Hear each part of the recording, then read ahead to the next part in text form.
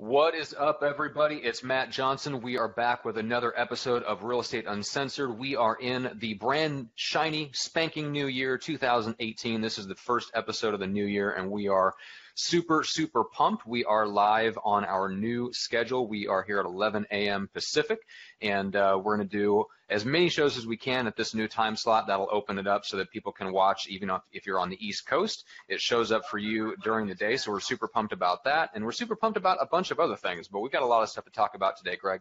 And here with me, the Junior Grandmaster himself, looking still scruffy. I was really hoping you'd come out of 2018 and leave the beard behind, but sadly no. Greg, what is up today? I'm not leaving my beard behind, man.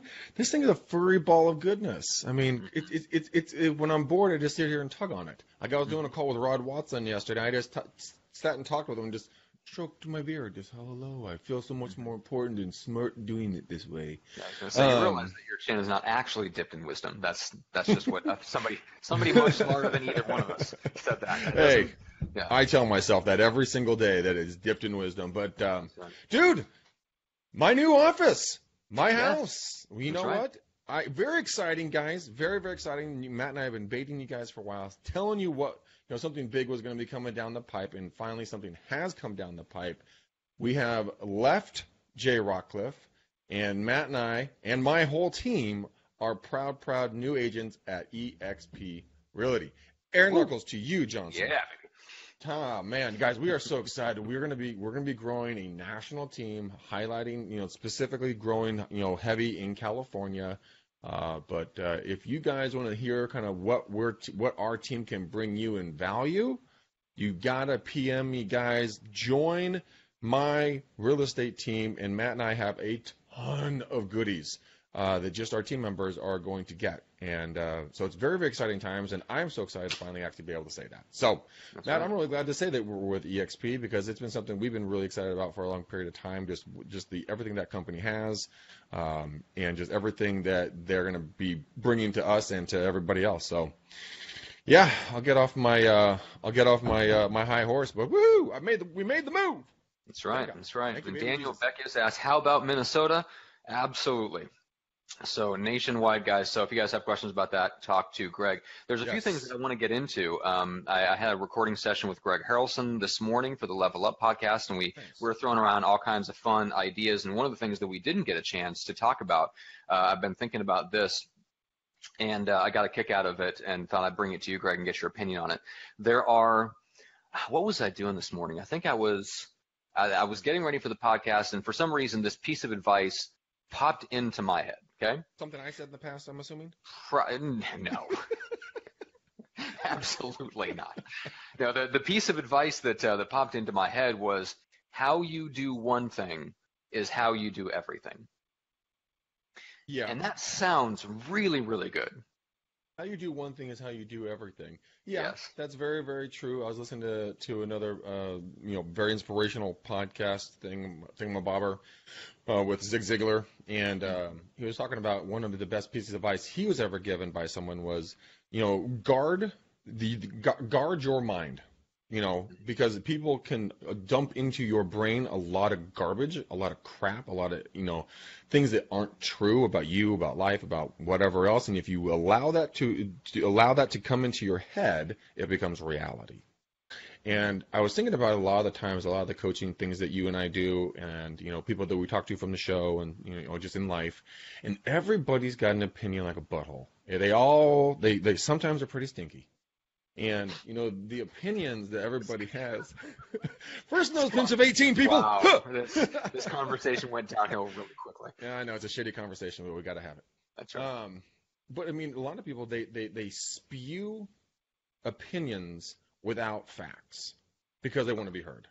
And I want people to be very careful in 2018 to vet your sources. So whenever Matt talks, double check them. Okay? That's right. Number one thing. That's right. Really listen and then don't pay attention. All right. Well, here's why I bring that up, because I was thinking about that, and so the one word for me for this year, and I'm curious if Greg, if you have maybe a word. Bisexual. Besides business. That. Oh, trisexual. Try anything once. No, not that. So my one word for this year is focus. right? Really zooming in on just a couple of areas and focusing on one major project at a time and really making a lot of progress in one area versus a little progress in a bunch of different areas, right? So that's Okay. one thing I noticed that I did not like about 2017 and even going back into 2016 is too unfocused, too many simultaneous projects going on, trying to push too many balls, too many rocks up different hills. Anyway, so I was thinking about just how important that is. And Greg Harrelson said something this morning on a recording session. He says, when I work with a new agent, I always, always, always zoom in and focus on their strengths first. And for the most part, ignore the weaknesses because you can make a lot of progress very quickly by focusing on your strengths a lot faster than you can by shoring up your weaknesses. Mm-hmm. And it's one of those things where it brought that back to mind, that piece of advice of how you do one thing is how you do everything. That is terrible advice. That is a terrible thing to keep in mind, right? You cannot do everything the way you do the best thing. You cannot focus on everything. And there's a great book that I read over the holidays here. I think I picked it up in a used bookstore, and I perused it in one of the many 9 days I spent back home in Nebraska while it was very cold, and I didn't want to leave the house. So I read a whole book. I read Essentialism by Greg McKeown, which has been out for a while, so some of you guys may be familiar with it. But he gives a great example of how the fact that the word priority used to mean one thing. Now we have 19 priorities. He said at some point that word turned from singular to plural, and we started making a bunch of priorities. And then we started losing our ability to decide what was a priority, and everything's important, and nothing is the single most important priority. And so it all kind of I was just chuckling to myself this morning just about how that advice is so bad. How you do one thing is how you do everything. It's so not true. You can only focus on one thing. And just do that one, like focus on your strengths and ignore the weaknesses. That's my message for today. Okay. Well, we're going to be focusing on a lot of things then for you. One of the things that, funny looking face. The thing is, Gail has her word is going to be multiply. I think that a lot of people is when I was listening to Tony Robbins and he was talking about the fact that why people fail out of their New Year's resolutions is because they tell themselves what they're not going to do anymore instead of telling themselves what they're going to do. So they're immediately starting in the negative. And I thought that was fascinating because everyone's like, I'm going to lose 5 pounds. I'm going to stop smoking. I'm not going to drink so much. I'm going to whatever the word is, right? Or action is.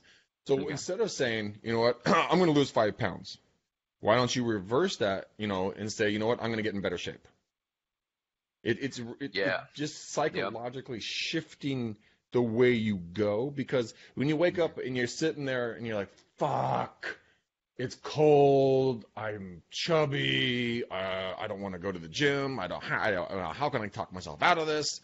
Because you say I want to lose that weight instead of saying I want to get in peak physical health. Yeah, that reminds me, James Colburn, in his episode here from a few weeks back, said something really, really good. He said that he does not call diet and exercise by those names. It's all under the heading of, I think, what did he call it? Energy management. Right? So when he thinks about, he doesn't go, hey, I'm going to go to the gym. He says, hey, I'm going to go manage my energy. Here's how I'm going to manage my energy today. And maybe those words don't resonate with you, but what they do for him is the exact same thing. It's not an issue of, hey, I'm going to deprive myself of the enjoyment of watching my favorite show on Netflix to go to the gym and work out, or I'm going to deprive myself of this piece of cake and have this celery stick. All those things are, very negative. Like, it's just a negative way of looking at it. Whereas, hey, I'm going to invest in managing my energy so that I can hit my goals. Therefore, I'm going to eat the celery stick instead of the cake because I want to feel great in an hour. I don't want to have to take a nap in an hour. Now, I'm not saying that's always easy to keep in mind because, man, cake is good. I don't know if you're aware of this, Greg. Cake is fantastic. Cake is horrible. All right, cake is horrible. I take my calories in the liquid form, all right? Yeah, I'm going to get in a buzz if I'm putting in. Eggnog guy. You're an eggnog guy. I got you. Yeah, I'm an eggnog guy. liquid cake right there. Exactly. All right.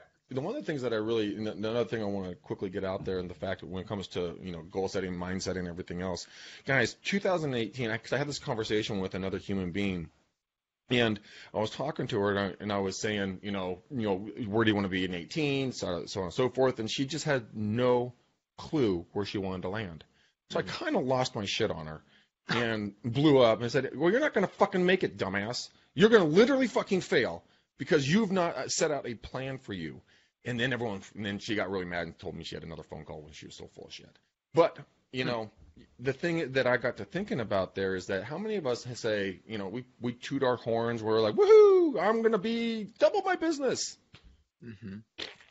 Right. You know, because doubling your business is doing something you've never done before.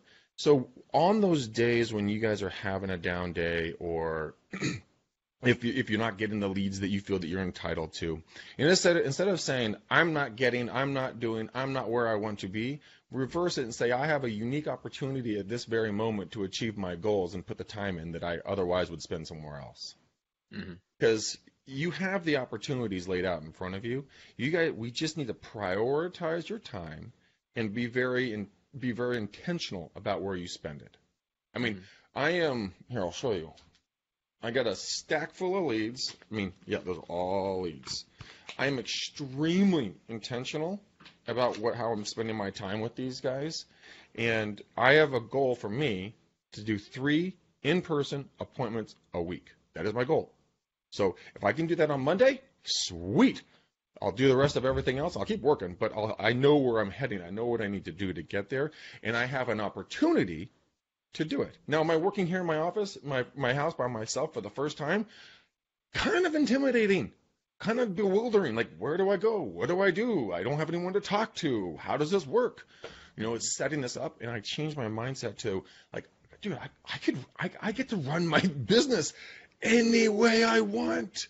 But I better get those 3 fucking appointments. Besides that, well, this is a very interesting topic. I was hoping we'd actually have time to get into this. But let's come back to that in a second. We've got a bunch of people watching: Alicia and Patrick, David, Gail, Dennis, Mike Holbrook. What is up, Mike Holbrook? Gail says, she had a funny comment. She says, how can I think she's referring to referring to the cold. Visiting my parents. How can I talk about it being cold? Sadly, my parents don't live in San Diego. They live in Nebraska. So I spent a week in single-digit temperatures after I've grown accustomed to a certain standard of living here in San Diego, Greg. It's very, very uncomfortable. I had to shovel the driveway of the 3 inches of snow that fell the day before Christmas Eve. You had to shovel snow. The indecencies in humanity. That is one at the top of the list. Is shoveling snow manually. That's right. God, they should get prisoners to do that. But it leads into what I want to talk about, which is structuring things in a certain way that forces you to be more successful than you would otherwise. So we've talked a little bit about the whole cold shower, cold blast in the morning thing, right, Greg? Oh, it gives me chills every time we do.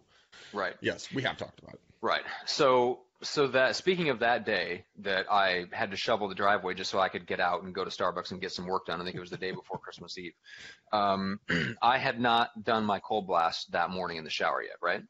So I'm like, I came in from shoveling the driveway, it's single digits outside, I'm freezing cold.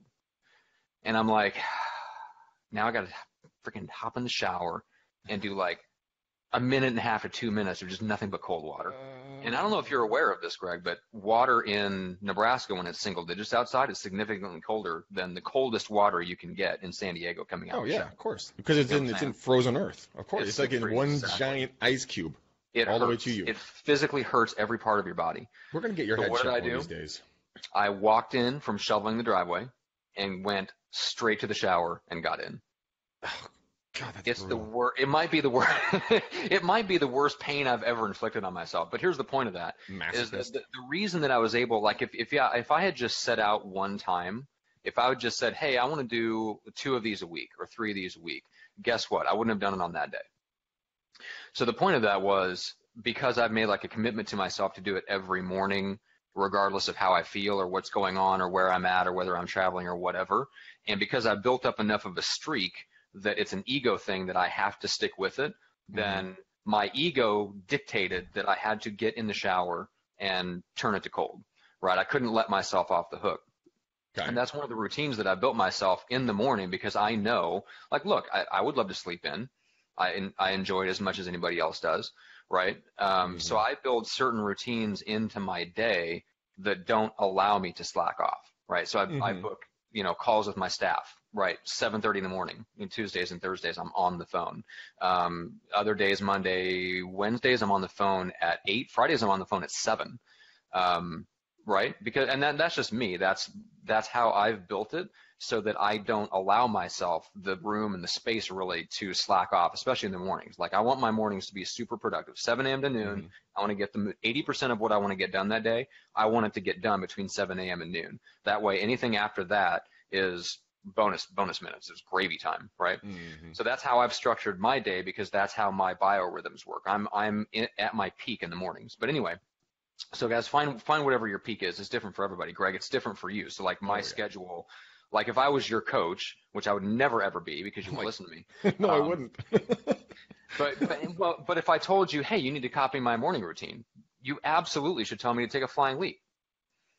That's not how your body rhythm works. Yes, I would. I mean, just hearing the ideas of like getting on the phone at 7 a.m. it sends shivers down my back, because that is when I need my ramp up. I need to get up. I need to get to the gym, get my endorphins going, come back, do my meditation and EFT tapping, review my goals, shower in warm water, verging on hot, because that's where normal humans shower. Shower, get changed, and now make that long commute from my kitchen to my office, which I'm still trying to figure out what to do at that time. But it's only been one day, and I recommend that you listen to one of the other quality podcasts that I co-host and/or produce. Oh no, I get enough of you as it is. Okay. I don't need more Johnson in my life. Nobody needs that much Johnson. But the thing is that I've talked to a lot of people. Like, I was coaching a gentleman today and his wife, and they're agents in Colorado. And we're trying to come up with a schedule for him, because I told him what mine was. And he's like, yeah. I'm like, I can't do that. And I'm like, okay, well, what's yours? I don't know. See the problem? We have to write down and be intentional about what you do, like you said, Matt. You have to really take in and say, okay, I'm going to find my what my rhythm is.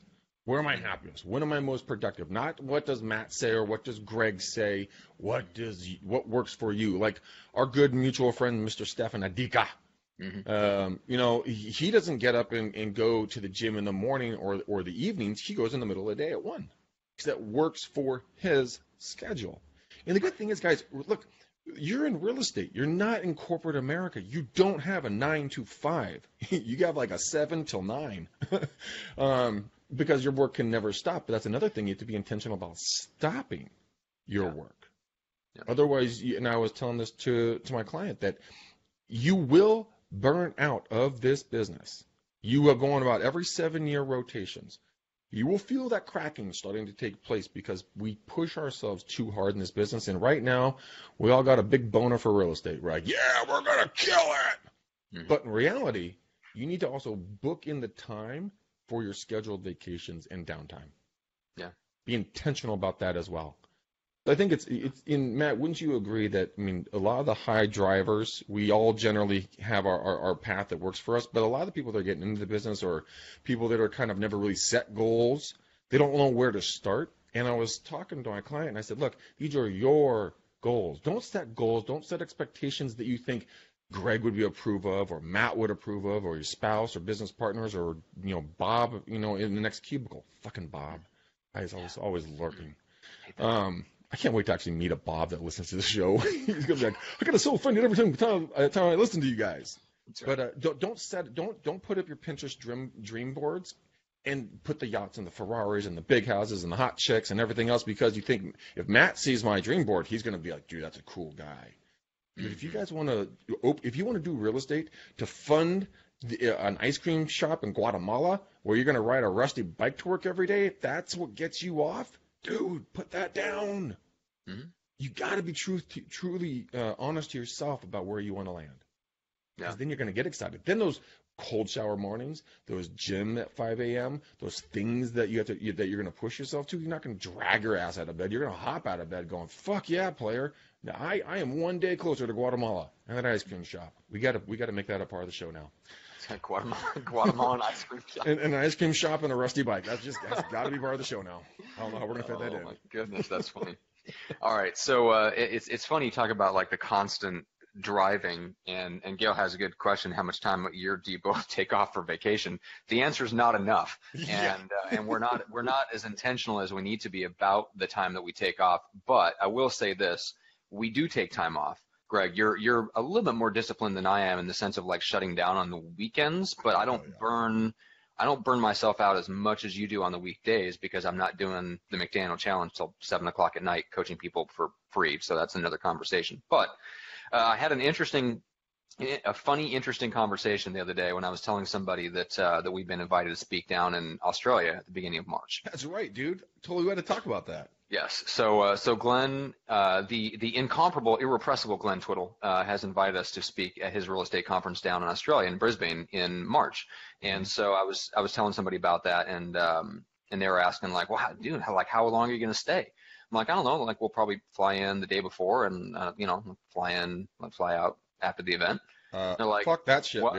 Dude. That's what they said. I'm like, wait a minute, you're going to Australia? I'm like, I didn't even think about it. My natural reaction was, my first instinct, I should say, was, oh, I need to get back. I have work to do. And they're like, you're in freaking Australia. Take some time off and go see some stuff. Like, yes, dude, that's a high D for you. Kangaroos, wallabies are a must on the trip. Yes. We are seeing kangaroos and fucking wallabies. I want to see a freaking kangaroo, not in the zoo. I would like to remind you that everything in Australia wants you dead. So if you can see a kangaroo, there's probably a snake next to it. Well, that's why you're going to be visiting there, because that's your mindset most of the time. You're fitting perfectly.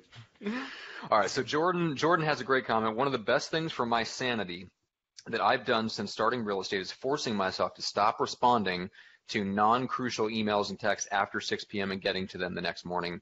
That's fantastic. And that is extremely difficult to do. You know, if you have the mentality where you like your clients, as I do mine, it is tempting. You know, it is tempting to respond to stuff that comes in after hours. But man, once you do, you've set the precedent. It's very hard to walk that back. So if it's non-crucial stuff, man, better to set it and then set the expectations in every single new client appointment that you have that, hey, unless we're negotiating, unless we're in the middle of negotiating a contract or something like that, like there's an absolute emergency where if we don't deal with this, the entire deal is going to fall apart. Outside of that, right, I answer and I'm available between these hours. I'm not available between these hours because that's for whatever, family time. And Greg, we know that your family is your two furry idiots.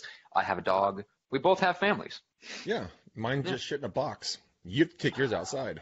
But that sounds horrible. That's so horrible. You know, the other thing is that, you know, our good friend Hank Avix is an absolute Nazi about his schedule, but he knows what he's so intentional about his schedule that there's no question about how his productivity, you know, his income. He's mapped it up. So he spent time with it. So if you guys want to double your business, and you can do that, but it's going to take a lot of intention. But he also has a hard shutdown. 5 a.m. 5 p.m. Done. Family time at that point. If you aren't in his A list, and you guys should all have an A list, he will not pick up the phone for you. It's the hard reality, because his priority is his family. And I think it's fantastic that he has such a heart for his family, number one, which is, I think, is missing in a lot of lives in real estate agents. Yeah. But he also knows what he stands for. And so what do you stand for? Did you stand for family time? I don't have kids. I don't have a wife. I don't have a priority. Like, I have got to go spend time with my kids because they fucking hate me if I don't. Right. My cats will just take another nap. They're fine. But you know what? What is my priority? What do I want to do? And so I'm working through that. But, Matt, I just kind of realized this. You know how long, for the last several years, I don't know how long I've been saying this, but before we met Twiddle, I have been saying that I want to go to Australia and I want to speak. Really? Yeah. And I want to see kangaroos and wallabies, damn it. We're seeing those two fuckers. But I've been saying that for a long time, but I put it out into the universe. I was intentional about what I wanted to do, and I didn't put a time frame on it. And look, it's taking place, man. Yeah. This podcast, we are 3 years deep as of this month doing this podcast, guys. 3 years, Matt and I have been bantering back and forth in our boxes, laughing at each other and bringing value to everybody. Matt and I both wanted to do a show. We just didn't know it, and you guys have graced us with viewers and listening to us be idiots and have fun and laughing along with us and the whole 9 yards. Mm-hmm. But Matt and I were are very intentional about how we run this show and constantly do recorrections and constantly trying to how to make it better. So we really have a goal to where it's going to go. We want to be the #1 podcast in residential real estate on the airwaves. That's right. We can't do it without you guys, but we know where we're going. Yeah, exactly. Yeah, and one thing that's interesting, going back to the kind of the schedule thing and the structure, is that you and I both made the podcast a priority. And so we put it in both of our schedules, and both of us are pretty good. We are schedule Nazis in our own way, maybe not to the point of, like, Hank is really good at, I would say he's on another level than we are, but for the level that we're at in terms of what we put into our calendars, we're pretty good about following our calendars. Mm-hmm. And we really built our entire kind of the rhythm of our week around the show. And guys, you can do the same thing for whether it's the lead generation time, like whatever it is, whatever the big rocks are that need to go into the jar of your life and your business. But that's something that we made a commitment to that we haven't broken in 3 years. Like through all the travel, through all the vacations, going back home, going wherever, whatever the case is, we've never broken that agreement with each other. And it's been very, very, I guess, powerful. Because one of the things that I think we wildly underestimate is the power of consistency. And I know I have. I know I've underestimated it. And doing the show has really reinforced that to me, just how important it is and how valuable and rare it is to other people that we are consistent at what we commit to do. You may never know that they're watching, but people are watching because I hear about them afterwards. And people have made comments to us behind the scenes, or guests have made comments to us behind the scenes after the shows of just how impressed they are with how consistent we are with the show. And it's one of the things that we mentioned, like you can do this at your level, whatever that is, just by going live on Facebook consistently and delivering content about your real estate market, your life, and all this stuff, just like we do with the show. But we wildly underestimate just how important it is to be consistent. And we've really, I think we kind of did it unintentionally because we just made the show a priority and we built our weeks around that, and we just didn't let each other off the hook for the most part. Yeah. Well, I mean, there was like I think we can count it on one hand when one of us screwed up. But you know what? Even if one of us screwed up, the other one would take the lead and do the show and keep the show going. The show was the priority. When we first sat down and did the schedule, I was the head trainer at my old brokerage. Because now I'm with EXP with Matt, because we're starting a national team. If you guys want to join us, I'm going to keep plugging that, by the way, just so you guys get used to that. So I want 25,000 people. I'm very intentional. I want 25,000 people on my team in 5 years. Me and Matt's team. I want 25,000 of you guys or more, nationally and maybe internationally. But when we first did this show, when I was a trainer, the reason why we did it at 3 o'clock Pacific on Mondays and Wednesdays wasn't because we didn't want to do it or couldn't do it at 11. It's because I was training the agents at 11. So we had to move it down. So we intentionally set those times, and then we went to 11 on Fridays because we wanted to get it out there sooner so that our days could be free. So we thought about how we wanted to run our lives. Yeah. It's scary, man, how many people don't sit down and actually fill out a calendar. They have a Google Calendar, but they just don't put anything into it out of fear of doing it wrong, or not having enough time or too much time or whatever in regards to wherever they're weighting their priorities. When if you just sit down and put a rough draft down of what you want to do with your calendar, then stick to your calendar for a week or two, see how it works, and adjust on the fly. Yeah. No, you're so right, Greg. I was, and I got a nice, shall we say, bitch slap from one of my mentors. I was talking to him the other day. I think this was 2 weeks ago. Pasquale. Yeah, Pasquale Scopoliti, the conciliary himself. So we're talking about and Jason Mitchell said you guys need to put out more details about your plans for those of us that may be interested. And Jason, we will. And that's actually what I was talking to Pasquale about. I just made the offhand comment that, hey, like, here's my thought process. Here's what I'm thinking about. I'm looking for the ideal structure for X. And he's like, stop right there.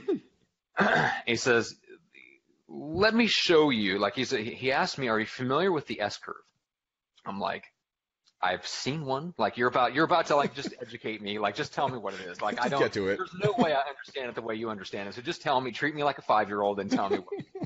And so he proceeded to tell me. He said, look, it basically goes from adequate, and then good, and then you get to great, and you can really like drive and you're in control and stuff like that. He says, let me ask you, where at in that S curve is the word ideal? I'm like, well, I'm not seeing it. It doesn't appear to be there. He says exactly. So the point of that exercise was you need like we all want to have this like ideal prospecting plan, the ideal business plan, the ideal schedule, the ideal this, the ideal that. And of course I want that too. I think we all do. But he made the point that you don't get to the ideal. There is no ideal. There is adequate, good, and then great. And even great isn't perfect. It's just good enough that it gets you where you want to go and you're in control and you can make changes along the way. And so I'm really working on that of like, hey, let's start. Let's get the minimum viable thing out there, and then let's keep on improving on it, keep building it. Then it gets to the point where it's good. Then you keep tweaking, optimizing, revising, refining until it gets great. And that's the progression. So like that's one of my missions for this year. Cut out the word ideal. Like don't even look for it. Just let's get something adequate. Let's make it good. And then let's make it great. So I don't know. Hopefully that helps other people. It really helped me because it takes, it just really shifts your mindset to action is better than perfection. No, 100%. I have a gal that used to be on our team. I used to call her Blondie, Jane, who's a good friend of mine. I haven't seen her in a while, unfortunately. But I always say that, she gets ready to get ready and makes lists to make lists. Yeah. Like they sit there and analyze and overanalyze and then recorrect and then do another draft and then do an updated draft, then change the colors and then this isn't the right paper card stock for my cards. I can't go out. I'm changing my color on my logo. Oh, can't go out. Like, guys, just go out there and say hi. People like you. Well, most of you. We can't say the same for you, Matt, but for the listeners, you know what? It is one of those things that people get afraid of the rejection so much that they make up excuses not to go out and talk to folks. When in reality, like I called this lead. When's the first time I got a hold of this guy? Back in 2016, and she was kind of a bear cat, man. I was a little intimidated to call her back today, but I got her husband. And he and I had a great talk, and he said, Greg, call me in March. We want to sell. We want to buy another house. Or they might rent, depending on what the market's doing. But I sat down with the intention of saying, look, I don't know how this call is going to go. But you know what? I sat down and just did the call. It's just like walking up to the hot chick or the hot dude. Dude, if you don't sack up, you're going to go home alone. And it's the same thing with real estate. Love the dating metaphors. Very, very, very apt and appropriate. Oh my God. Nut up, player. That's right. But it's the same thing for doing the follow-up calls. I admitted, multiple times that in 2017 I left over $300,000 were left on the table because I didn't do my follow-up calls. Now I'm not doing that this year. I'm sorry. I'm taking that money home with me this year, plus some. And I just think that fear of rejection allows people to talk themselves into being complacent and being, just being a pussy and not taking a chance on something. One of my favorite sayings is, he who says he can and he who says he can't are both generally right. Because when you argue for your reasons to not to do something, you get to keep them. Yeah. And I think there's so many people that are listening to this either live or in the future that you do have a fear base, and it's okay to be afraid, but it's not okay to let it control you and dictate your future. Right. And people always think about, well, last time I did calls, it didn't work, or last time I did doors, it didn't work. You're right. And that was always the way it's going to stay. Because why? It's in the past. You can't change it. You never will be able to do that ever. But you can alter and shift and grow and get smarter and talk to somebody who's done it before and get tips and become better, become a more skilled, agent at your trade craft. Mm-hmm. But well, that leads into something I was hoping we'd have time to get into, and we've got a few minutes left in the show. One of the things that we've noticed in, just agents that we've worked with and talked to, and I see it a lot in the questions that I see come through Facebook groups like the Lead Gen Scripts and Objections group is, and I think there's a lot of it probably going on right now because it's around this time of the new year when people are thinking, well, what else am I going to do? What new thing am I going to do to get more clients? And a lot of times they're doing that and they're asking themselves that question because they feel like what they're doing isn't producing results. When you really dig in, and we've had this specific case come up with agents that we're working with where they've been doing the actions that they committed to for maybe a month, maybe 6 weeks, and they're looking for a way out. They haven't been doing it long enough to really see the results. They didn't really give it a time frame of how long they were committed to that specific activity, and so they're going, well, maybe I should do this, maybe I should do that, maybe I should do phone calls, maybe I should do postcards, maybe I should do more door knocking, maybe I should go after my neighborhood instead of this other neighborhood I was going after. And I was talking to another online entrepreneur who has a community, and they say the same, like completely different industry, they say the same thing. They call it pivoting, right? So they see a lot of like people in their community pivoting. Well, now I'm going to do this, and now I'm going to sell this, and now I'm doing isogenics, and now I'm doing, this multi-level marketing, and now I'm going to do a little bit of consulting and all this stuff. And it's so it's not just in real estate. It's just it's people, right? So I wanted to point out that number one, make sure that you're giving what you're already doing time and space to work. And a lot of times the biggest result is found by sticking with what you're already doing and refining and getting better at it, right? And so I'm curious, like Greg, if you were coaching an agent and they were kind of having this thought process of, hey, I think I want to go do something else, like how do you help them figure out whether it's time to actually add something else into the mix or whether they should just stick with what they're already doing and do it better? There's so many different ways to answer that. What I have done in the past is identify the time that they put into this. Let's say it's calls, just for an example. Let's say they've been like, I talked to a guy and he said, well, Greg, I see you do calls, but I'm just not getting the results you're getting. I'm like, well, how long have you been doing it? He's like, a week. And I'm like, I found the problem. You've got to put time in, but you also have to ask yourself, are you actually having fun doing this? Because this is your job. And I mean, if you're, and this goes back to setting goals and everything else. If you see me do the calls, but you epically hate making phone calls, like like Midori, who was on our team, she called doing calls soul sucking, because he sucked the soul out of her because it killed her. Don't do it, guys. They're incredibly successful people by just going out and playing golf. That's his networking thing. He goes out. He's also playing at like multi-million-dollar homes, but small little caveat there. But go. If you like door knocking, go door knocking. If you like networking, go hire a Rockstar Connect that I use, and they'll throw a party for you for $350 a month, and they'll do everything. All you do is show up and say hi and have a cocktail. I mean, I would ask what they would want to be doing. If you could be doing anything right now, what would you be doing? Well, I got to be working. Great. What would that look like?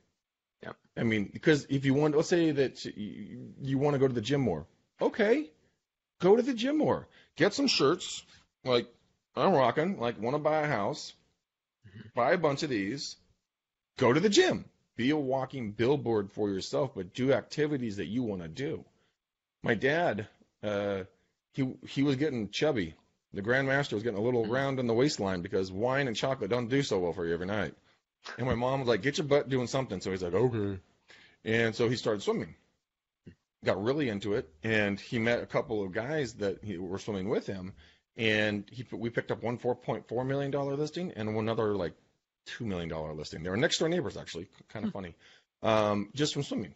Chris Callahan, my business partner. I was legitimately pissed at him back in the day because what he would do is he started this whole cycling thing, a bunch of one spandex on tiny wheels. What the fuck? Who does that? That's why would you do that in the middle of the day? He wouldn't show up until 2:00 in the afternoon, like 2 or 3 days out of the week, and I was like, that son of a bitch, blah blah blah.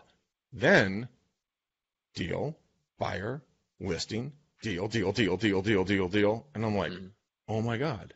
So we call it his mobile marketing. Yeah. But he loves doing it, but he's spending time with other human beings. You don't have to do the calls, guys. You can get creative as all hell. Go find your fun thing. Matt loves to sit at Starbucks. If Matt was an agent, that would be a perfect opportunity for him to go meet other people because he's sitting there having coffee. He wouldn't have his headset on because he would be talking to other people, which would be foreign to Matt, but it's okay. That's why we don't do real estate. But you know what? I'm with EXP now. You know, they have shared workspaces that they've negotiated that we can go work at for free. Guess what, guys? There's other people working in there that don't do real estate. Oh my God! Clutch the pearls. Matt, what kind of pearls are you clutching? But I mean, think about it, guys. Life hack yourself and go have some fun. Well, yeah, I love that point. And Chris Angel has brought it up on a couple of times. He's a great coach out of the Pacific Northwest. And what he likes to say is you cannot build an entire business around activities that you hate. You know, and I think he's absolutely right. There are some people that, look, you may not enjoy the calls every day, but for the most part, you'd rather do that than anything else. We've got one of our guys in our mastermind is like that. He's like, dude, I'm not interested in going out and sitting in somebody's open house. I'm not interested in working with buyers. I'm not like, there's a whole laundry list of things he's not interested in. What he's interested in is talking to as many people in as short a time as possible. And so he'd rather be on the phones than be in person. He doesn't want to do door knocking, doesn't want to do open houses, doesn't want to do events. That's fine. We don't give a crap. What counts is, are you putting yourself in a position to have as many high quality conversations with people that can potentially buy and sell real estate in the next 90 days, right? And there's a lot of different ways to do that. In fact, we put together a whole training on how to not have to do, how to do that without making phone calls. Yes, we do. So like all that exists. Anyway, point being, like you can't build, I love that, you cannot build an entire business around activities that you hate. So find the stuff that you love and tweak and optimize that. Make sure that's running smoothly. Make sure that you're actually getting the maximum out of it. However, it's going to take a while. Like it's going to take, I think that's what, it really helps to understand is, hey, like any form of lead generation, marketing, whatever, is going to take a certain time period to pay off. Yeah. If it's something that's been done before, you can probably go to the people that have done it before and ask them, hey, what's the time horizon here? Well, if you want listings now, go call expireds because you can be at their house this afternoon and have a listing, right? If you want listings in 90 days, work your sphere of influence, work your database, circle prospect, whatever.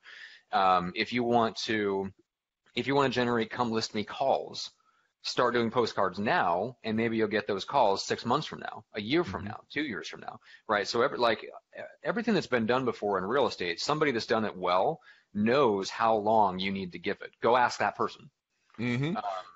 Just go ask the person who's done it successfully, and they can tell you about how long you need to give it before you can expect to know it, to see any results, to know whether it's working, to make a decision on whether to continue doing it or not.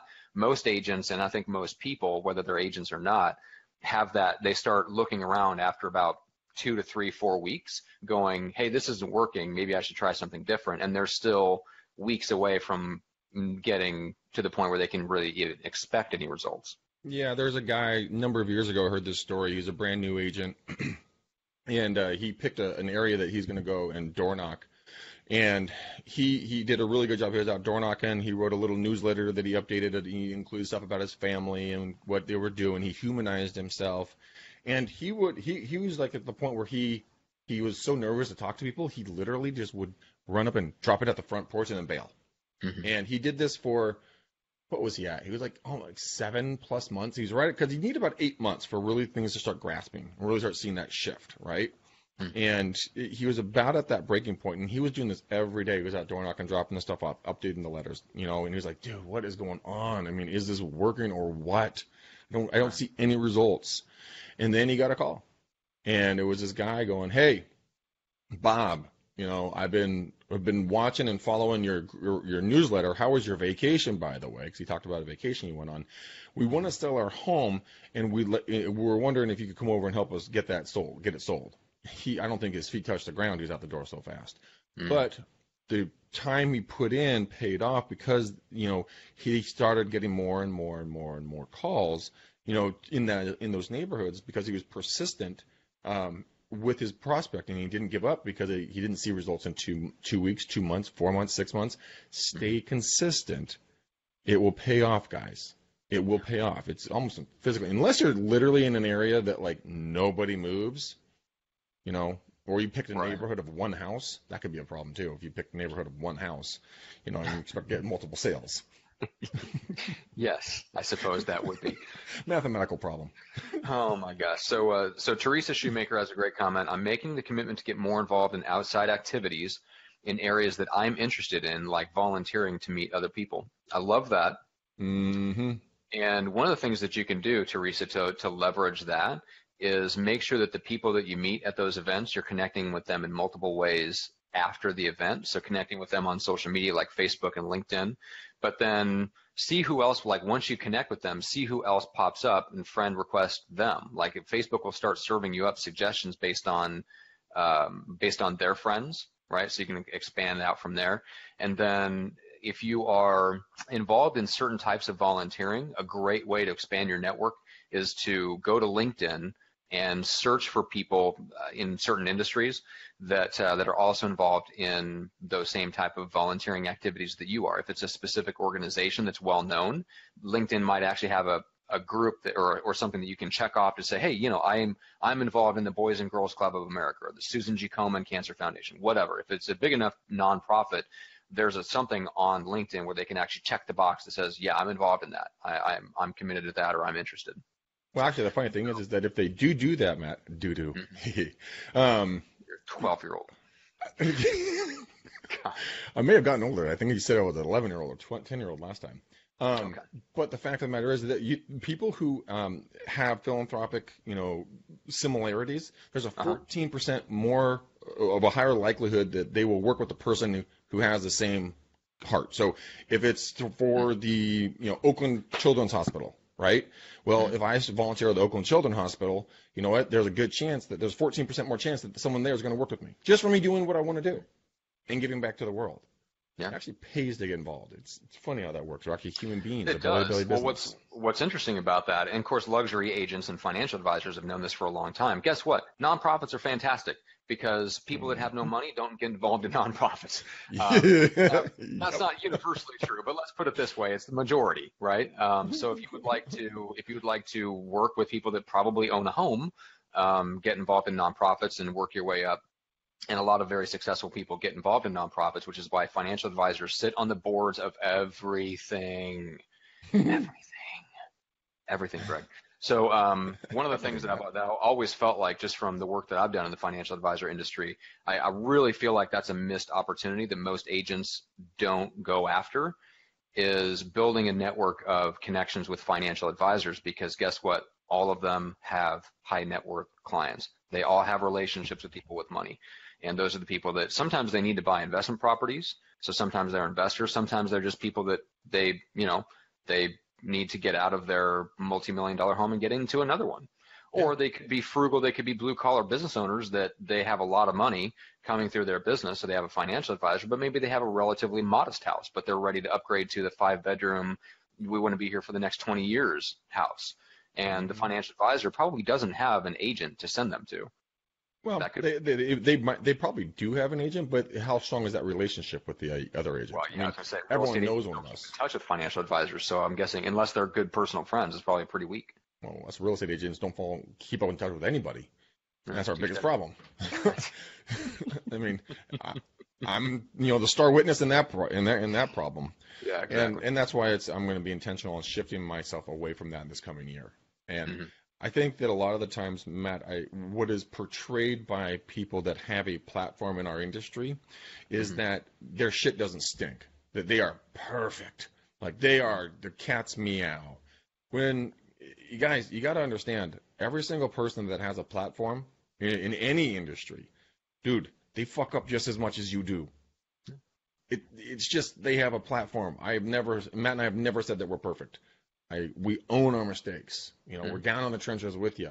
So keep that in mind. When you watch everything that you see out there, just remember that nobody is perfect, and everyone has fears, everyone has failures, everybody has successes. But you know what?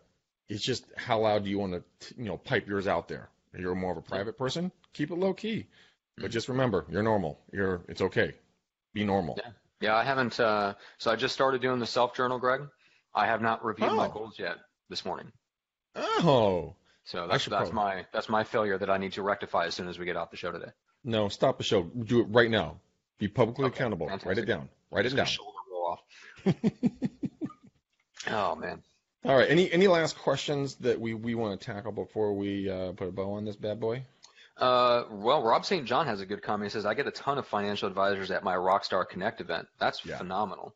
Yeah, so do I, Rob. They flock to that stuff. And speaking to that, guys, please go to and sign up for Rockstar Connect. Look, guys, I don't get paid by them. I want to be very clear.